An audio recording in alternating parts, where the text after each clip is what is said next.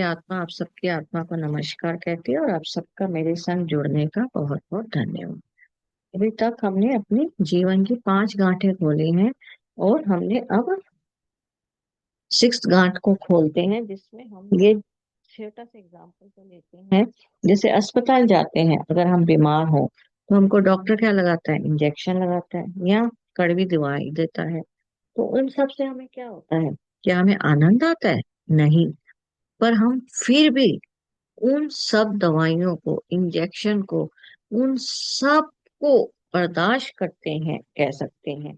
क्यों? क्योंकि हम आगे के लिए आनंदित होना चाहते हैं, आगे के लिए सुखी रहना चाहते हैं।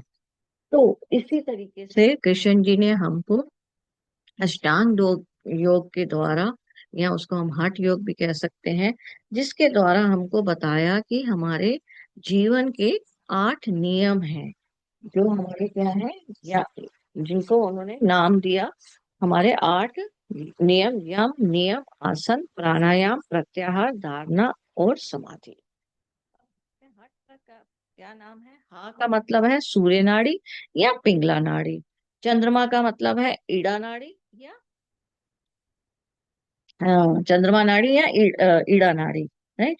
तो इसका मतलब हम लोगों का इन दोनों का अगर योग हो जाए तो हमारी कौन सी सुषुम्ना नाड़ी को एक्टिव हम कर सकते हैं।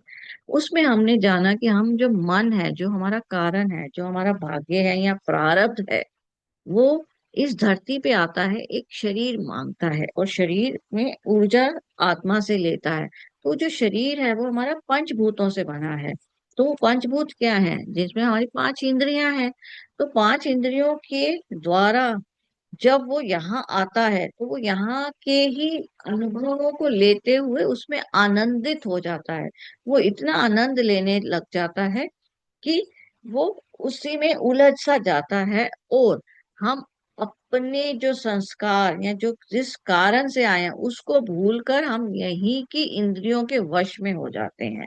उसको समझाने के लिए हमको अपने जीवन को समझना होगा इन 5 कोशों के तरीके से।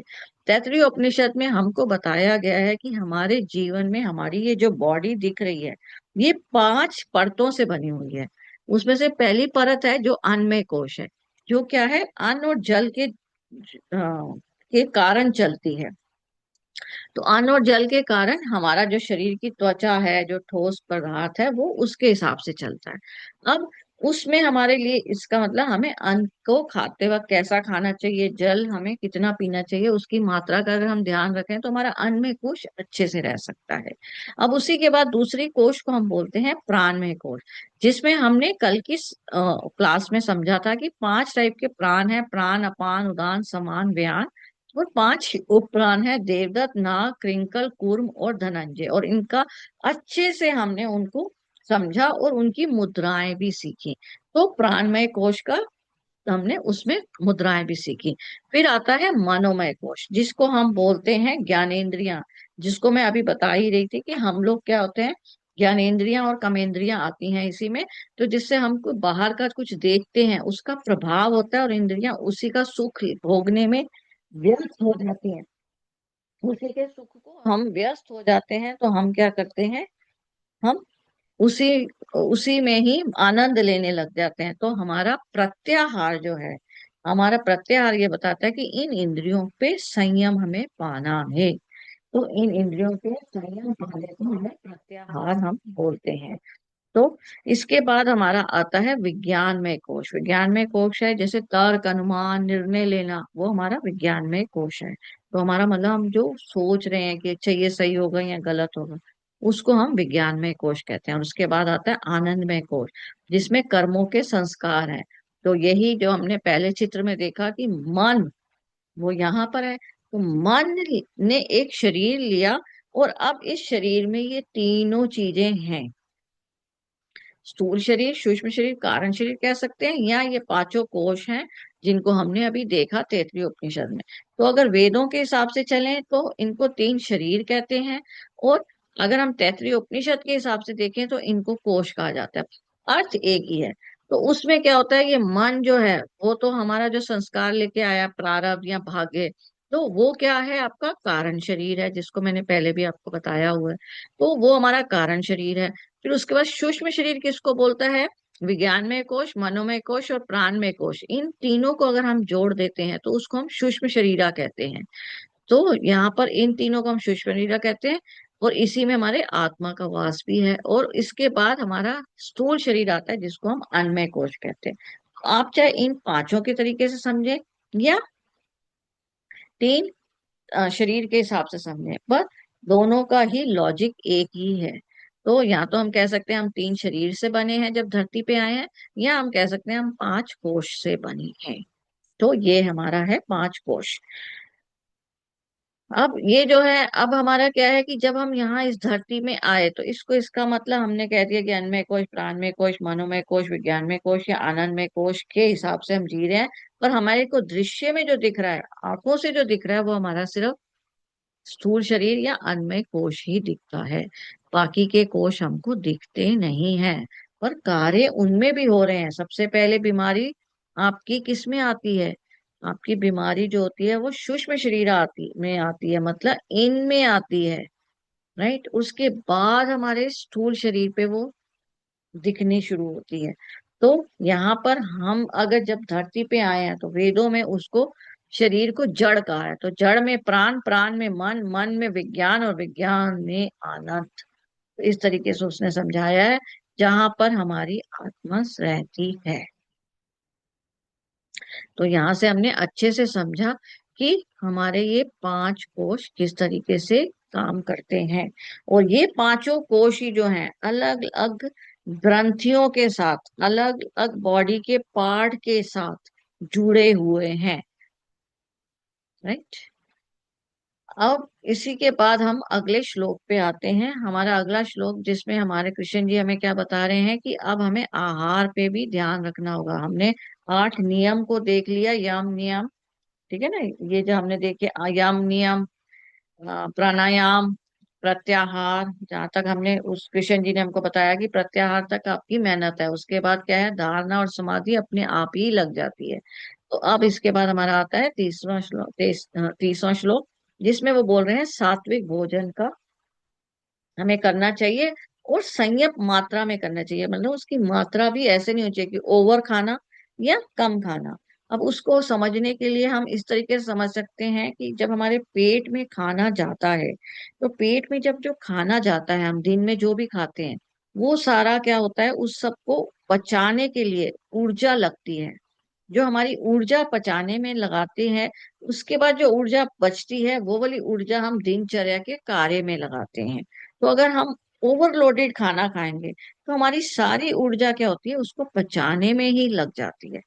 तो सारी ऊर्जा उसमें लग जाती है, तो हम दिन भर के जो कार्य करते हैं उसमें हमको सुस्ती आती है, आलस आता है, या हमारे को स्ट्रेस, एंजाइटी आती है। तो इसलिए कृष्ण जी यहाँ पर सात्विक भोजन के ऊपर हमको प्रेशर डाल रहे हैं कि आप सात्विक भोजन करें। क्यों? क्योंकि सात्विक भोजन जल्दी पच जाता है। तो बाकी की जो ऊर्जा बची हुई है, तो आप बाकी के कार्य भी स्फूर्ति से करें। और संयत मात्रा, कम मात्रा, या मतलब ओवरलोडेड ना खाएं और मात्रा ठीक खाएं, उसको हम इस तरीके से समझते हैं। लेट इट भी, हम मिक्सी का एग्जांपल लेते हैं। तो अगर आप मिक्सी में, अगर हमने सपोज कोई चीज को पीसने के लिए डाला, अगर उसके ब्लेड से थोड़ा सा नीचे है और अगर आप मिक्सी को घुमाएंगे तो वो नहीं पीसेगा। पर अगर वो ब्लेड से थोड़ा सा ऊपर और मिक्सी को घुमाएंगे, बहुत अच्छे से पीसेगा। पर अगर हम पूरी मिक्सी को अच्छे से भर देंगे, ओवरलोडेड कर देंगे, और फिर मिक्सी को घुमाएंगे, तो मिक्सी अच्छे से नहीं पीसेगी। तो इसका मतलब क्या हुआ कि हमें मात्रा का ध्यान रखना है। पेट को हम मिक्सी की तरह लें, तो हम बहुत कम खाएंगे तो हमें वीकनेस आएगी, क्योंकि हमारी मिक्सी जो चल रही है, पर वो पच ही नहीं पा रहा ठीक से, क्योंकि हमको कमजोरी आ जाएगी। पर अगर हम मीडियम मात्रा में खा रहे हैं, तो मिक्सी में अच्छे से पिस गया, मतलब पेट में अच्छे से पचा दिया और सबको ऊर्जा में कन्वर्ट कर दिया। और अगर हम ओवरलोडेड खा लेते हैं, मिक्सी के एग्जांपल से ही समझ लें, तो पेट में जगह ही नहीं है उसको पचाने के लिए, तो उसकी जो मोटर घूम रही है पेट की, वो ठीक से नहीं घुमा पाती। तो फिर क्या होता है, खाना बचा रहता है और वो धीरे धीरे उसको लगा ही रहती है, उस पर जोर, तो सारी ऊर्जा हमारी उसी में ही लग जाती है। तो 30वें श्लोक में कृष्ण जी हमें ये बोल रहे हैं कि हमें किस तरह करना है। तो हमको इस तरीके से खाना खाना चाहिए। और इसी में ही उन्होंने हमको दूसरी चीज ये बताई कि हम लोग जब जो खाना खाते हैं उसमें हमारे को उनने सात्विक बोला है, मतलब हमको क्या बोलते हैं उसको, मीट मीट मांस नहीं खाना चाहिए, मतलब सात्विक खाना चाहिए, वो दूसरा वाला नहीं खाना चाहिए। वो हमें क्यों कहा है?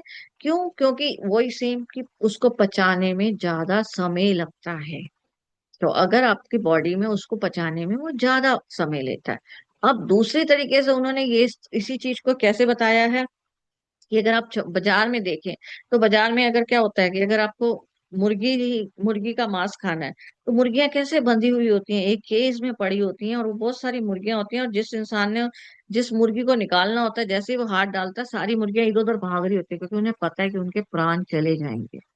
तो जिस मुर्गी को पकड़ता है, वो मुर्गी को काटने से पहले उस मुर्गी में या तो एंगर भरा हुआ होगा, या तो उसके अंदर ग्रीफ भरा होगा, है ना, या तो उसके अंदर वो दुख होगा, या तो उसके अंदर वो स्ट्रेस होगा, या फियर होगा, अरे यार मैं मरने वाली हूँ। तो वो जो जब काट देगा उस मुर्गी को, उस मांस में वो वाले भाव चले जाएंगे। तो वो वाले भाव चले जाएंगे, और हमने जब उस मांस को खाया तो उसी भाव को हम ग्रहण भी करेंगे। तो यहाँ पर कृष्ण जी हमको ये भी बता रहे हैं, जो हमने 24वें श्लोक में भी देखा था, कि भोजन खाते वक्त हमको अपने भाव को चेक करना है। जिसके लिए मैंने बताया था कि आप खाने वक्त ध्यान रखें कि आप टीवी में क्या देख रहे हैं। अगर आप देखिए कुछ मार काट रहे हैं, तो उसी भाव से आप खाना खा रहे हैं। तो आप अपने भावों को चेक कर सकते हैं कि आप किस ढंग से खाना खा रहे हैं। जिस भाव से खाएंगे, तो जैसा आहार वैसा व्यवहार, राइट। तो इसी वजह से हमको बोला जाता है कि सात्विक भोजन खाइए। अगर हम इसको ऐसा वाला खाते हैं, तो उस मांस को हमने खाया, तो लेट इट बी, अगर वो मुर्गी का ही हम जैसे एग्जांपल ले रहे हैं, तो वो मुर्गी में मरते समय अगर उस मांस में एंगर था, तो वो एंगर भी आपके अंदर भी चला गया, तो वो एंगर क्या करता है, लीवर को वीक करता है। ग्रीफ था तो लंग्स में प्रॉब्लम, वरी थी तो स्टमक प्रॉब्लम, स्ट्रेस है तो heart and brain problem, fear है तो किडनी की प्रॉब्लम। तो हमारे ये जैसा आहार वैसा व्यवहार, चाहे हम वो मीट मांस से लें या हम नॉर्मल भोजन से भी लें, कि हम भोजन खाते वक्त जैसा भाव रख रहे हैं, उस हिसाब से ये हमारे उस भोजन में, हमारी उस बॉडी में अब्सॉर्ब हो रही है। अब अगले श्लोक में कृष्ण जी बता रहे हैं कि जब ये आप सारे आठों नियमों फॉलो कर लेते हैं, यम नियम, प्राणायाम, प्रत्याहार, ठीक है, और उसके बाद सात्विक भोजन और वो सब भी, तो आपका ये यज्ञ जो है एक कंप्लीट यज्ञ हो गया, जिसमें आपको क्या है, अब अमृत मिलेगा। तो आपका जीवन क्या हो जाएगा, अमृत रूपी हो जाएगा, जिसका परिणाम हमें ये है कि हमारा जीवन ही हमें क्या होगा, हम यज्ञ के, क्योंकि हमने पहले सीखा ही है, हमने पिछले श्लोकों में, कि हमारी जीवन जो है एक यज्ञ की तरह चल रहा है। पर हम इस यज्ञ में, अब हमारे जीवन में क्या हो गया, हमको हम अमृत की तरह रह रहे हैं। तो हमारी जीवन जो है स्थिर हो जाएगा। और इसी में 32वें श्लोक में उन्होंने कहा कि ये सारा जो है ब्रह्मा के मुख से है, मतलब इस समय मैं भी बोल रहा हूँ, तो ब्रह्मा जी मेरे अंदर आए हूँ और मैं बोल रहा हूँ, ठीक है। तो ये उन्होंने बोला। और 33वें उन्होंने क्या बोला है कि ज्ञान, अगर आप पिछले श्लोक में देखें, तो हमने 5 यज्ञ सीखे थे, तपो यज्ञ, स्वाध्याय यज्ञ, ज्ञान यज्ञ, कपड़ा दान यज्ञ एंड ऑल। उसमें हमें उसने बोला कि ज्ञान यज्ञ सबसे अच्छा है, क्योंकि वो क्या करता है, आपकी अज्ञानता के अंधकार को दूर करता है। तो उनमें सबसे अच्छा ये है। तो अगले में वो क्या बता रहे हैं, और ये जब ज्ञान को आप दे रहे हैं, जो ज्ञान दे रहा है और जो ले रहा है, उन दोनों के भावों को भी ध्यान रखना है कि वो विनम्र भाव में ही होने चाहिए। तो विनम्र भाव से ज्ञान दो, विनम्र भाव से ज्ञान लो। और जो ले रहा है ज्ञान, उसमें इतनी जिज्ञासा होनी चाहिए कि उस ज्ञान को प्राप्त करे और उसको अच्छे से उसका मनन करे, राइट। तो वो मानसिक और विचारधारा उसमें अपनी लगाए। अब इसके बाद अगले श्लोक में कृष्ण जी क्या बता रहे हैं कि जब ये सब होने लग जाएगा, इसी तरह वो अपने आप धीरे धीरे परमात्मा के पास हो जाएगा, क्योंकि परमात्मा का जो बिहेवियर है वो क्या है, वो हम सबको एक सा मानते हैं। परमात्मा हम सबको एक मानते हैं, परमात्मा के ही हम अंश हैं, और वो हम सब में ही विराजमान है। वो इसलिए हम सबको माफ कर देते हैं, वो हम सबको बातों को नजरअंदाज कर देते हैं। जैसे एक माँ या माँ बाप जो होते हैं, वो अपने छोटे बच्चे की गलती को नजरअंदाज कर देती है कि अरे छोड़ो, बच्चा ही है। इसी तरह परमात्मा हमारे साथ बिहेव करता है। नाउ अब अगले में वो बता रहे हैं कि अगर ये ज्ञान के माध्यम से आपका विवेक और आत्मबोध ऑटोमेटिकली जागृत होता है, का विवेक जागता है, आपके आत्मज्ञान जागता है। अगर नहीं जाग रहा है, अगर आपने ज्ञान ठीक से नहीं लिया है ये, तो अभी भी आप अज्ञानी हैं, तो अभी भी आप कर्मों के बंधन में फंसे हुए हैं। क्योंकि आपको कर्मों में, ये हमें पता स्पष्ट रूप से उन्होंने, कृष्ण जी ने बताया है कि सिर्फ कर्म नहीं है, विचार भी कर्म है, शरीर से कर्म भी कर्म है, और जो भाव से कर रहे हैं वो भी कर्म है। तो आपको इन तीनों पे ज्ञान अच्छे से पता होना चाहिए। इसके अगले में वो क्या बता रहे हैं कि अग्नि और लकड़ी की तरह है। राइट, अग्नि लकड़ी को उन्होंने इकट्ठा एक सा बताया है कि ज्ञान जो है वो अग्नि की तरह है। अग्नि लकड़ी स्टोरी बोल रहे हैं हम, अग्नि और ज्ञान एक ही तरह है। अग्नि क्या है? जैसे अग्नि में लकड़ी को जलाकर वो स्वाहा कर देते हैं, इसी तरह जब आपको पूरा ज्ञान हो जाता है, तो ऑटोमेटिकली आपके जो कर्म रूपी, जो आपके प्रारब्ध रूपी कर्म पड़े हैं, वो सब ऑटोमेटिकली जलकर नष्ट हो जाते हैं, स्वाहा हो जाते हैं। तो ज्ञान का प्रकाश इतना इम्पोर्टेंट है। अब अगले में वह बता रहे हैं कि ये सब करने के लिए आपको क्या करना पड़ेगा? प्रयास तो खुद ही करना पड़ेगा, योग तो आपको खुद ही करना पड़ेगा। तो योग के जो हम बता रहे हैं प्रत्याहार तक आपको खुद ही करना पड़ेगा। जैसे नियम सबसे पहले है, और ज्ञान हो गया उसके बाद। तो नियम में क्या है? जैसे स्कूल में भी नियम है, हमने पहले भी देखा कि स्कूल में नियम को फॉलो करते हैं ना, रूल्स को फॉलो करते हैं। इस तरह जो जीवन के नियम बताए गए हैं उनको हमें फॉलो करना होगा। तो ऑटोमेटिकली हमारी इंद्रियों पर काबू आएगा। तो उसमें हमने जो अभी सिंपल सा एक नियम ये लिया है कि अगर हम किसी भी कार्य को कर रहे हैं, तो जहां हमें पहुंचना है या जो भी हम कर रहे हैं उसमें हम अगर बिफोर टाइम 5 मिनट पहले भी पहुंच रहे हैं, तो ऑटोमेटिकली आपकी इंद्रियों पे काबू होगा। राइट। हो इसी तरह करते करते आप इंद्रियों में काबू करना सीख जाएंगे धीरे धीरे, ज्ञान रूपी ज्ञान प्रकाश से। अब इसमें अगले श्लोक में वो बता रहे हैं कि आपको जब आत्मज्ञान हो जाएगा, तो आप में ऑटोमेटिकली 3 गुण आ जाएंगे: श्रद्धा, पूर्ण समर्पण या रुचि, और इंद्रियों में संयम। तो ये ऑटोमेटिकली ही हमारे अंदर प्रवेश कर जाएंगे। अब अगले श्लोक में बता रहे हैं कि जो अज्ञानी है, जो अभी भी ज्ञानी नहीं है, उसमें क्या होता है? क्योंकि उसको ज्ञान नहीं है, तो अभी उसमें संशय, संदेह उत्पन्न होंगे अभी।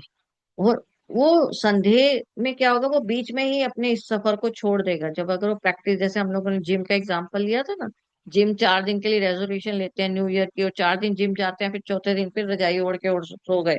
उस तरीके से आप में क्या होता है, भय और आलस फिर से वापस आ जाता है। तो अगर आपने ये स्टार्ट किया है, तो इसकी जर्नी को कंप्लीट कीजिए, कृष्ण जी कह रहे हैं। पर एक बार जब ये प्रत्याहार तक पहुंच जाएंगे, तो ऑटोमेटिकली आपकी जर्नी फिर, रथ जो है कृष्ण जी खुद संभाल लेंगे। अब इसी में अगले है कि उन्होंने बोला है कि ये सब होने के बाद आपका योग सन्यासी हो जाएंगे, मतलब आप कर्मों में बुरा भाव का त्याग के ही कर्म करेंगे। आपके ज्ञान ऑटोमेटिकली हो जाएगा, तो आप में संशय ही नहीं आएगा, और आप आत्मज्ञानी हो जाएंगे। तो ये तीनों क्वालिटीज आप में अपने आप ही आ जाएंगी। और ये तीनों क्वालिटीज आप में अपने आप आ जाएंगी, तो आपका आत्म साक्षात्कार हो जाएगा, आत्मा का स्वरूप खुद से ही दिख जाएगा। तो उसके बाद कृष्ण जी ने उसके बाद आपको बोला है कि ये सारा ज्ञान मैंने दे दिया, तो हे कृष्ण, अपनी ज्ञान रूपी प्रकाश से, अपनी तलवार चला ज्ञान रूपी प्रकाश से, और सारे कर्मों को भस्म कर और मेरे साथ युद्ध कर। और यहाँ पर उसने अर्जुन को भारत बोला है। भारत का मतलब, भा का अर्थ होता है प्रकाश, रथ का अर्थ होता है रमन। तो जो प्रकाश, ज्ञान रूपी प्रकाश में रमन करता है, उससे उन्होंने उसको संबोधित किया है। तो ज्ञान रूपी प्रकाश में संबोधित उन्होंने उसको किया है। तो यहाँ पर उन्होंने ये बताया है। तो यहाँ पर कृष्ण जी हमको ये बता रहे हैं, और अर्जुन को भारत कह रहे हैं। ज्ञान रूपी प्रकाश से हमें वो किया है, तो ज्ञान ही समाधान है, यही हमका निष्कर्ष निकलता है। तो हमारा मानसिक भ्रम खत्म होता है इसी से, ज्ञान से। राइट, और संदेह खत्म होता है।